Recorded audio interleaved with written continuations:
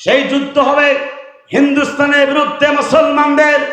সেই হিন্দুস্তানের বিরুদ্ধে মুসলমানরা যখন সোচ্চার কণ্ঠে কোরআনের ময়দানে আওয়াজ তুলবে, গাজওয়ায়ে হিন্দের যুদ্ধের জন্য তারা গোটা পৃথিবীতে তারা সংঘবদ্ধভাবে তারা গাজওয়ায়ে হিন্দের যুদ্ধে অংশগ্রহণ করবে।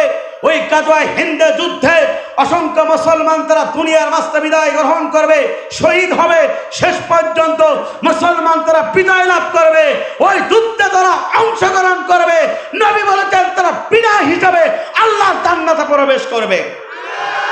সুতরাং দুর্গাপুরবাসী, টাঙ্গাইলবাসী, মধুপুরবাসী আপনাকে বলতে চাই, কোরআনের পাখি আল্লামা সাঈদী বলেছিল, বাংলাদেশের দিকে যদি ভারত সরকার তাকায়, আল্লামা কোরআনের পাখি আল্লামা সাঈদী বলেছিল ওই ভারত সরকার খান খান হয়ে যাবে, টুকটা টুকটা হয়ে যাবে।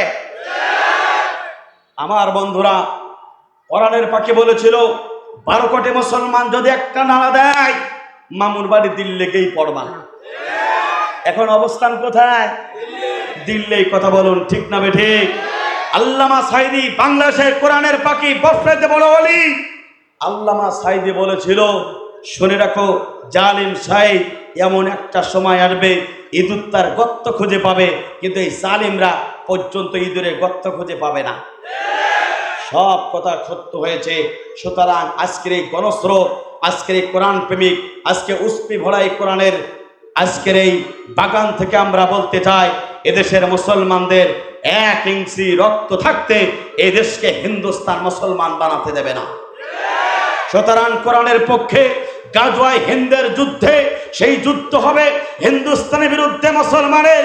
আজকে টাঙ্গাইলবাসী, মধুপুরবাসী এই যুবকদেরকে লক্ষ্য করে বলতে চাই, যুগে যুগে ইসলাম প্রতিষ্ঠা হয়েছে এই যুবকদের রক্তের বিনিময়ে। সুতরাং গাজওয়ায়ে হিন্দের যুদ্ধে কারা কারা অংশগ্রহণ করবেন, দোয়া তোলে আল্লাহকে দেখিয়ে দেয়।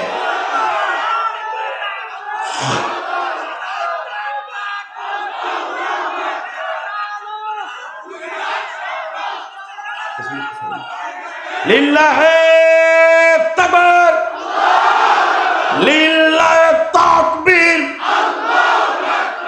আল কোরআনের আলো, দুনিয়ার মুসলিম, কোরআন হাদিস শিখানে